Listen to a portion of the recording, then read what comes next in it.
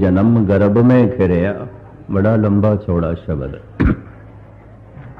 पता नहीं कितने लंबे समय तक सैल गिर करया तू पहाड़ से पत्थर से।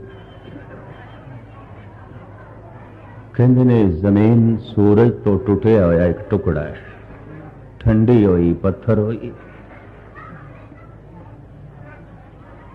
इत्थे उम्र हर जीव दी है, सब दी उम्र है। तो पत्थर दी भी अपनी उम्र है। पत्थर रूप बदलता है, एक दिन मिट्टी आउंदा है, रेत आउंदा है। शायद जिन्होंने गौर नाल देखा है लाल किला दिल्ली का हुण मिट्टी आउण लगा, पत्थर मिट्टी आउंदे जा रहे। पत्थर दी भी अपनी उम्र है। समा पा के पत्थर मिट्टी बनता है, मिट्टी की भी अपनी उम्र है। समय की धारा दे चों लंघ के ये मिट्टी बनस्पति बनती है, बनस्पति की भी अपनी उम्र है।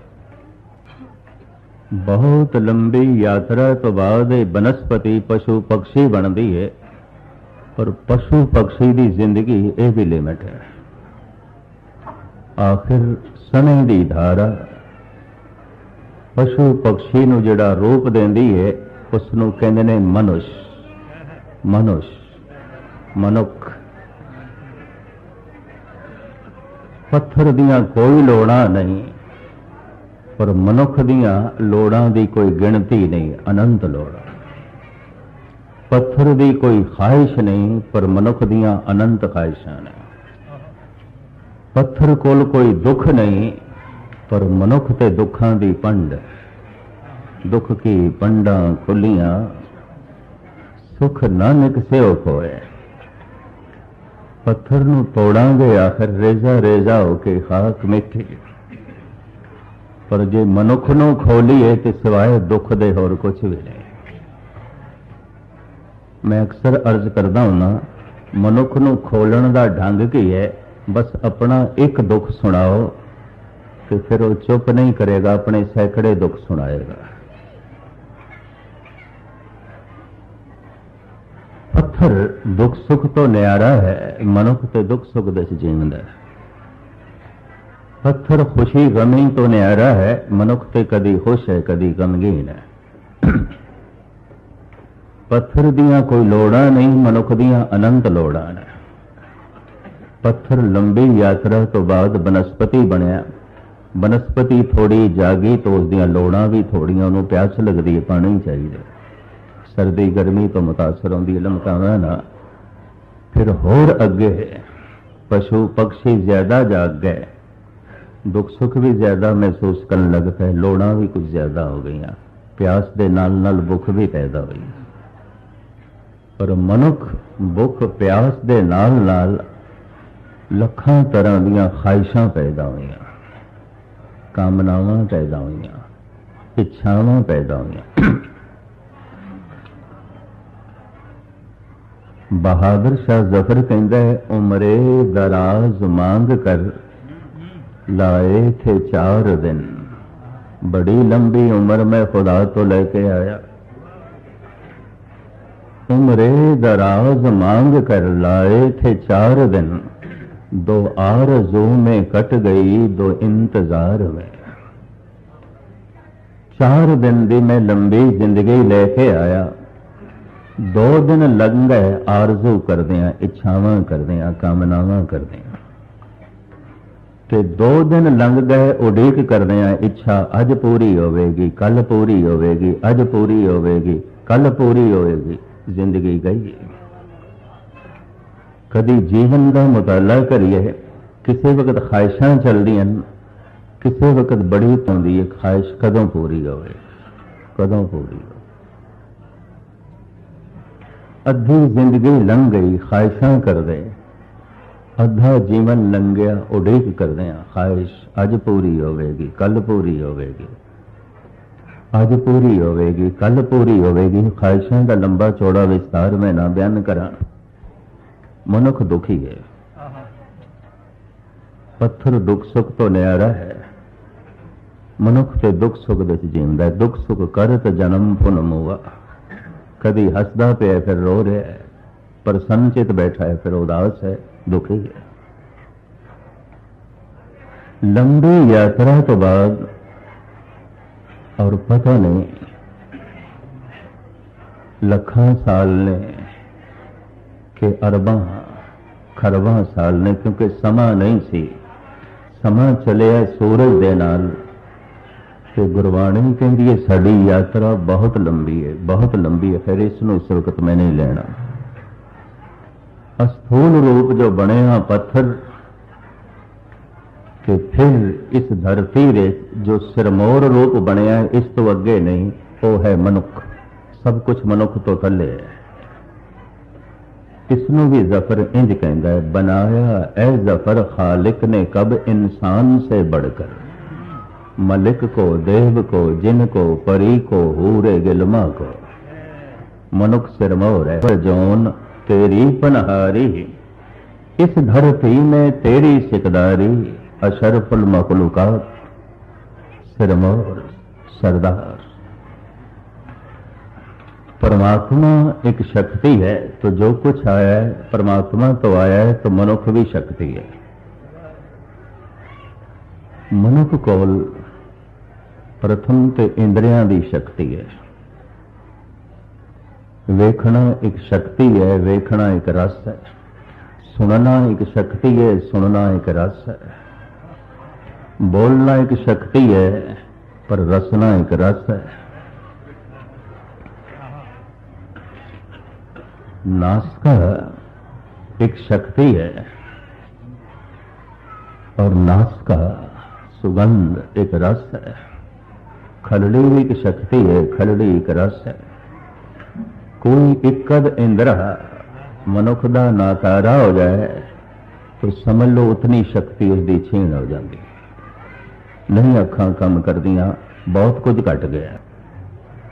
नहीं कन काम करते, बहुत कुछ घट गया। जबान बोल नहीं सकती, बहुत कुछ घट गया। किसी नाल संबंध जोड़ नहीं सकता। मैं अर्ज करा, पत्थर कोल आवाज नहीं, बनस्पति कोल भी आवाज नहीं, पशुओं कोल आवाज है पर अल्फाज नहीं। धुन है, अखर नहीं।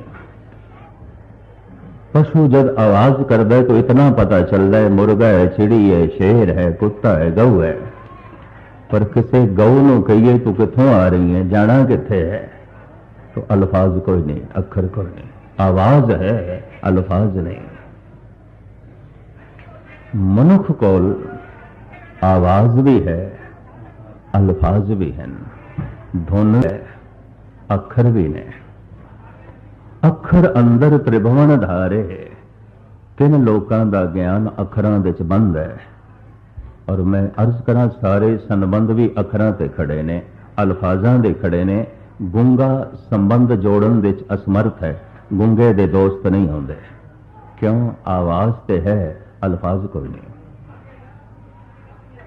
अंधे दे दोस्त होंदे ने, नेत्रहीन दे दोस्त होंदे ने, उस संबंध जोड़ सकता है। दूर क्यों जाइए, आ गई सामने गल। शुगल जी थानू कविता सुना के गए ने, नेत्रहीन है। ये मित्रां दे मित्र ने ते इन्हां दे बहुते मित्र ने। संबंध जुड़ते ने बोलां नाल, अखरां नाल। ता मर्द सुखन न गुफ्ता बाशद, ऐबो हुनर निहुफ्ता बाशद। बोलना एक बहुत वड्डी शक्ति परमात्मा ने दिता है। ये भी मैं अर्ज कर दें, सारे संबंध ते बोल चाल ते खड़े ने, ते सारा ज्ञान ध्यान ज्ञान बोलां ते खड़ा है। अखरी नाम करी साला, अखरी ज्ञान गीत गुण गा, अखरी लिखण बोलण बाण, अखरां सिर संजोग वखाण। थोड़े विचों जिन्हां ने कदी सारा धन गुरु ग्रंथ साहब जी महाराज का पाठ किया होवे, अखरां दी महिमा दी बाणी है। गौड़ी मल्ला पंजवां 52 अखरी, अखरां दी महिमा। गौड़ी श्री कबीर जी 52 अखरी, अखरां दी महिमा। आसा मल्ला पहला पट्टी लिखी, अखरां दी महिमा। हैरानगी होंदी है, गुरु नानक अखरां दी महिमा पे गायन करते हैं, अल्फाजां दी। गुरु अर्जन देव जी महाराज अल्फाजां दी महिमा पे बयान करते हैं। भगत कबीर अखरां की महिमा बयान कर रहे हैं। क्यों? मनुख का सारा विकास बोल चाल ते खड़ा है, गूंगे का विकास रुक जाता है, रुक जाता है। तुसी संसार के इतिहास से निगाह मारो, कोई गूंगा ना थानू दार्शनिक मिलेगा, ना फिलोसफर मिलेगा, ना कवि मिलेगा, ना संगीतकार मिलेगा, ना राजनैतिक मिलेगा, ना कोई चंगा व्यापारी मिलेगा। गूंगे दे विकास के करीबन करीबन सारे ही दरवाजे बंद ने, क्योंकि संबंध जोड़न दे असमर्थ है। पंजाबी दे कहंदे ने गूंगे दे इशारे गूंगे दी मां जाने, और कौन जानता। माड़ा मोटा संबंध मां नाल जुड़दा है, बाकी नहीं। बोल के ही संसार नाल संबंध जुड़दा है, बोल के ही निरंकार नाल संबंध जुड़दा है। मोह के बोलण बोलिए जित सुन धरे प्यारा। बोलना करतार नाल जोड़दा है, बोलना निरंकार नाल जोड़दा है। हर एक चीज की गलत वरतों भी की जा सकती है। टुट गई प्रीत बुर बोल, कुछ ऐसा बोल भी है कि मित्रता दुश्मनी दे बदल जाती है। कुछ ऐसे भी बोल ने जो मनुख को परमात्मा तो दूर कर देंगे, पर हैं ऐसे कुछ बोल मनुख को परमात्मा का रूप बना देंगे। हैगे ने कुछ ऐसे बोल जो जगत नाल सांझ पा देंगे ने। पत्थर कोल आवाज नहीं, अल्फाज नहीं, बनस्पति कोल भी नहीं, पशु कोल आवाज ते है, अल्फाज नहीं ने।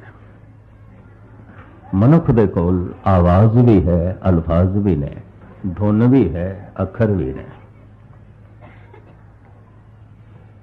तो इस तरीके दे नाल जबान एक बहुत वड्डी शक्ति परमात्मा ने दी है। अखां एक बहुत वड्डी शक्ति ने, कन बहुत वड्डी शक्ति है, रस भी ने, शक्ति भी है। तो हुण सारे भगत कहंदे ने इन्हां इंद्रियां दी शक्ति दे नाल असीं परमात्मा नूं नहीं समझ सकते। भावें अखां महान शक्ति ने,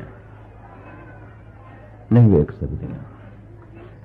जबान महान शक्ति है, पूरा नहीं कथन कर सकती, नहीं कथन कर सकती। इस वास्ते कह देंगे ने, कहो कबीर गूंगे गुड़ खाया, पूछे तो क्या कहिए। बिसम बिसम बिस्मे ही बही है, लाल गुलाल रंगारे, कहो नानक संतन रस आइए। जो चाक गूंगा मुस्कारे। परमात्मा अकथ है, पूरा सुन नहीं सकते, पूरा वेख नहीं सकते। कि इंद्रियां की शक्ति नाल उन्होंने पूरा जानना कठिन है, अगम अगोचर कह दिता है। इंद्रियां की पहुंच तो परे।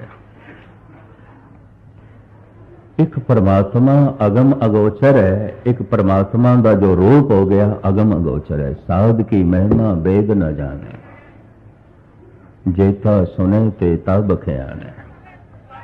एक परमात्मा की महिमा पूरी नहीं बयान की जा सकती।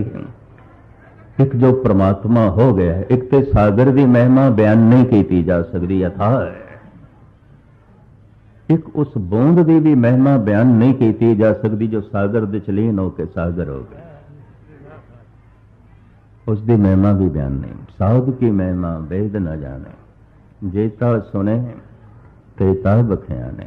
अकथ है परमात्मा, अकथ है संत ब्रह्म ज्ञानी अवतारी पुरुष भगत, नहीं उसकी महिमा बयान की जा सकती।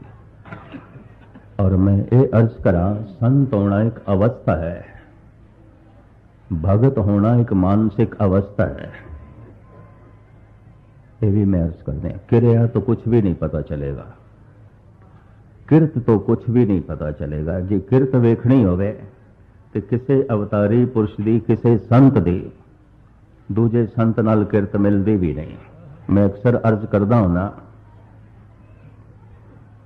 जैसे श्री राम ने वैसे कृष्ण नहीं ने।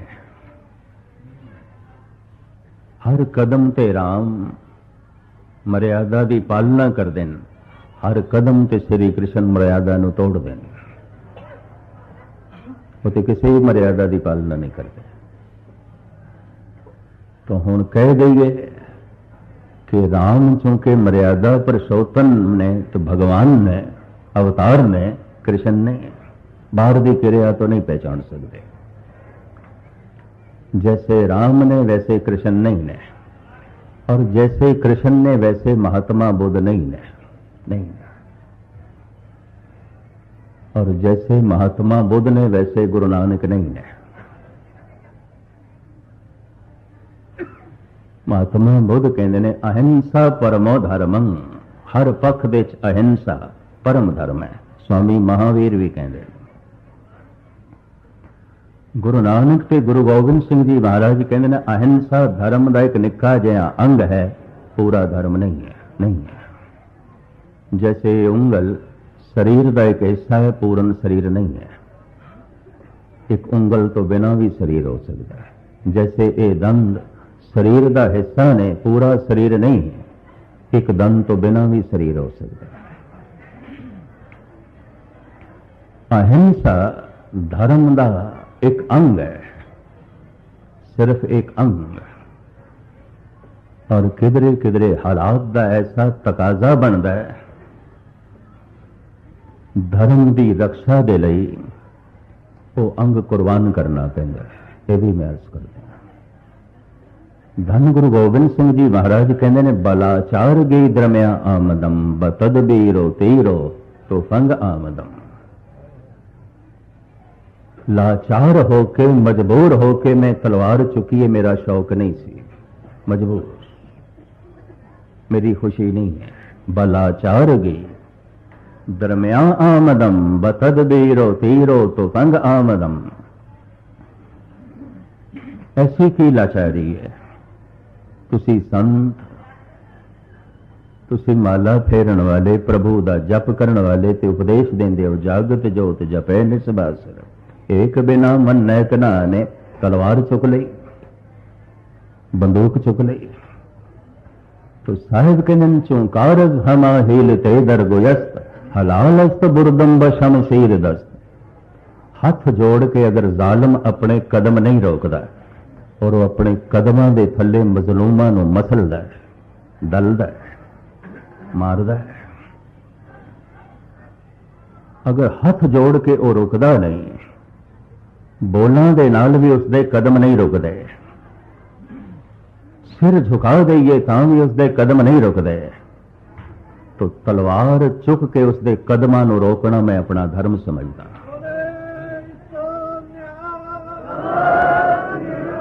चौकारज हमा हेलते दरगोयस्त, हलालस्त बुर्रम बशमशीर दस्त। मैं इसनूं हलाल समझदा। हलाल तो मुराद इसनूं मैं धर्म समझदा, जायज समझदा।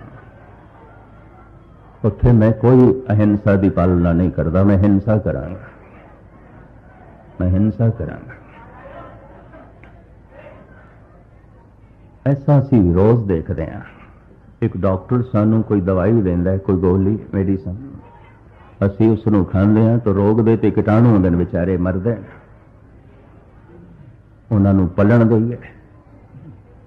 वड्डे तो वड्डा अहिंसा का पुजारी भी ते दवाई ते खावेगा, दवाई नाल ते कीटाणु मरदे हैं। ऐसे कीटाणु जो शरीर नूं बेहाल कर देंदे ने, निडाल कर देंदे ने।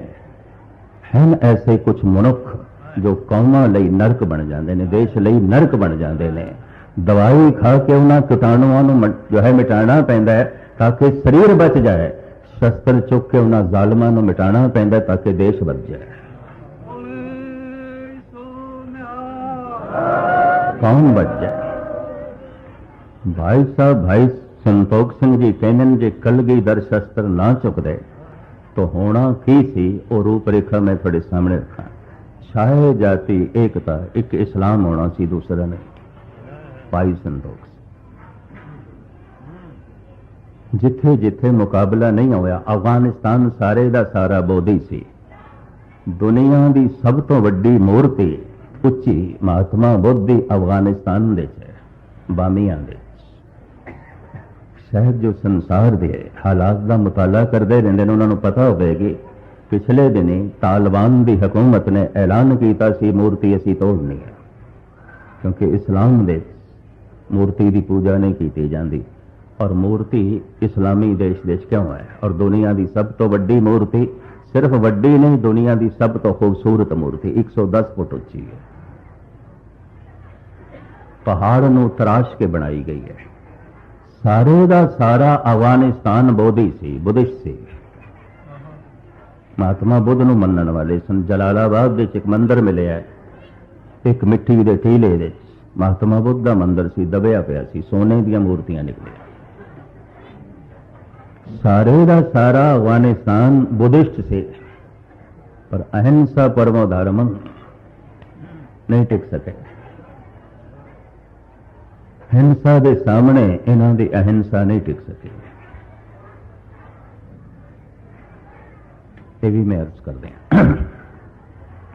इसे का जिक्र भाई संतोख सिंह जी कर दें। छाए जाती एकता अनेकता बिलाए जाती, होवत कुचीलता कतेबन कुरान की।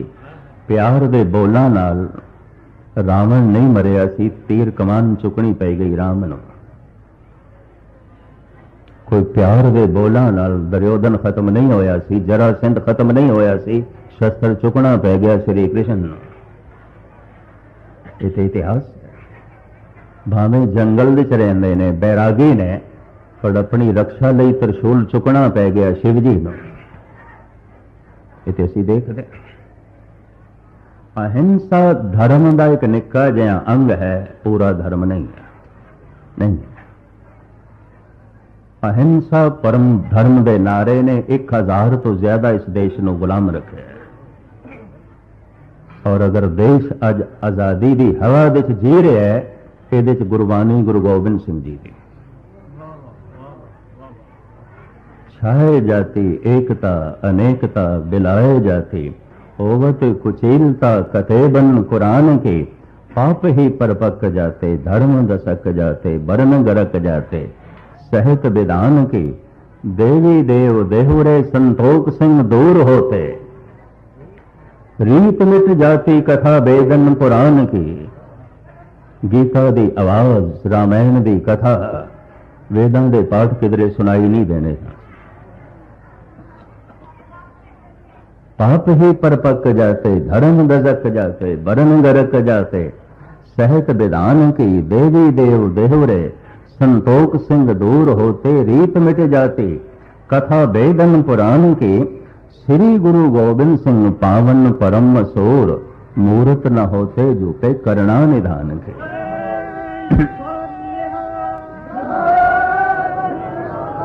जैसे राम ने वैसे कृष्ण नहीं ने, जैसे कृष्ण ने वैसे महात्मा बुद्ध नहीं ने, जैसे महात्मा बुद्ध ने वैसे गुरु नानक नहीं ने, और जैसे गुरु नानक ने वैसे जो है मोहम्मद साहब नहीं ने, जैसे मोहम्मद साहब ने वैसे हजरत ईसा नहीं ने। ते दूर क्यों जाओ, जैसे भगत कबीर ने रविदास वैसे नहीं ने। ये सारे भगत भी वख-वख ने। जे बाहर की क्रिया नूं लओगे तो कुछ भी पल्ले नहीं पेगा। किसनों साधु आखिए तो किसनों ना, किसनों संत आखिए, किसी की भी क्रिया नहीं मिलती। बाहर की ते कृत क्रिया कुछ भी मेल नहीं खाती। तो फैसला किस तरह करोगे, केड़ा ब्रह्म ज्ञानी है, केड़ा संत है, केड़ा अवतार है, किस तरह अंदाजा लाओ। बाहर का पहरावा भी नहीं मिलता। श्री राम के सिर ते ताज भी रखते हैं, कीमती वस्त्र पहनते हैं, पर स्वामी महावीर ते बिल्कुल नंगे घूमते, कोई वस्त्र नहीं। तो हुण फैसला करिए, जिहड़ा नंगा घूमदा पिया है संत है, तो जिसने सिर दे उत्ते ताज पहने हैं हीरे मोतियां नाल जट, ये संत नहीं। बाहर की क्रिया तो कुछ नहीं कर सकते, बाहर की अवस्था तो कुछ भी फैसला नहीं कर सकते, कुछ भी पता नहीं चलेगा, क्योंकि बाहर सब कुछ वख-वख है। संत एक मानसिक अवस्था है,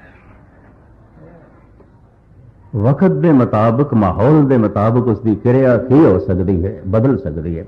जैसे सर्दियों असी होर कपड़े पहनते हैं, गर्मियों होर पहनते हैं। मौसम मजबूर कर देता है कपड़ियां नूं बदलण ते, हालात मजबूर कर देंगे ने क्रिया नूं बदलण ते, बोलां नूं बदलण ते, हालात मजबूर कर देंगे। औरंगजेब दे एहलकारां ने धन गुरु गोबिंद सिंह जी महाराज नूं आख्या, तुसीं संत तुसी गुरु नानक दी गद्दी दे वारिस वली अल्लाह ये शोभा नहीं देंदा।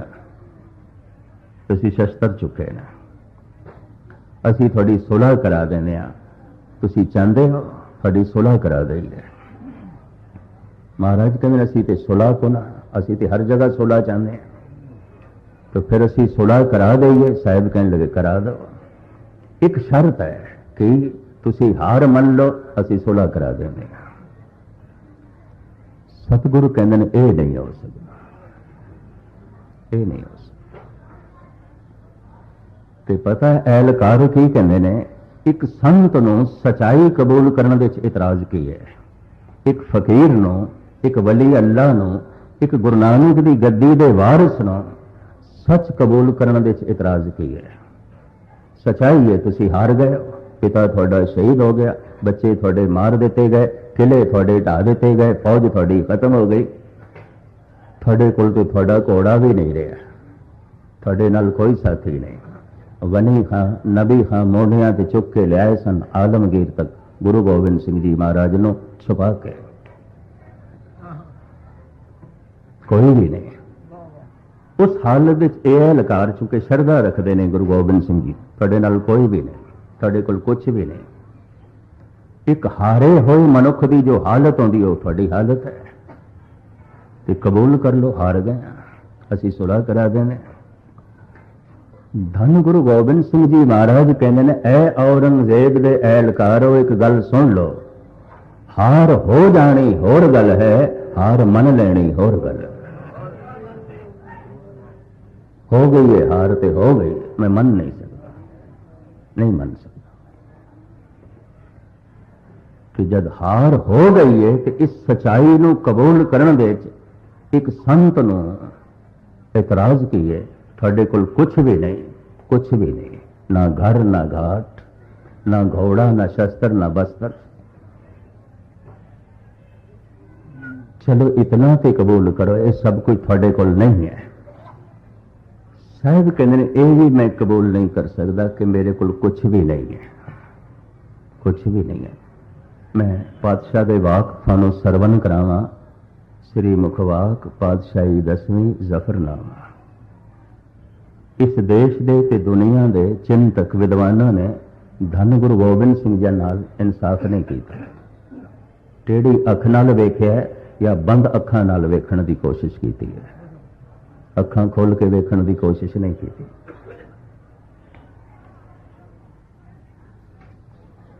साहब कहते हैं ये मैं सुनने राजी नहीं कि मेरे को कुछ नहीं। तो एहलकार कहते हैं सच्चाई है कुछ भी नहीं, कुछ भी नहीं थोड़े को की है, कुछ भी नहीं। साहब कहते हैं ये मैं कबूलन नूं तैयार नहीं। तो की है थोड़े को? श्री मुखवाक पातशाही 10वीं, ना साजो ना बाजो ना फौजो ना फर्श। ठीक है, मेरे को फौज नहीं है, मेरे को शस्त्र भी नहीं, मेरे को किले भी नहीं, मेरे को फौज भी नहीं, मेरे को धन भी नहीं, मेरे को संपदा भी नहीं, मेरा परिवार भी बिछड़ गया। ना साजो ना बाजो ना फौजो ना फर्श, ये तो सब कुछ मेरे को नहीं है। फिर भी मैं कबूल करने को तैयार नहीं कि मेरे को कुछ भी नहीं है। की है थोड़े को? ना साजो ना बाजो ना फौजो ना फर्श, खुदावंद बख्शंदई ऐशो अर्श। मेरे हृदय खुदा बैठा है,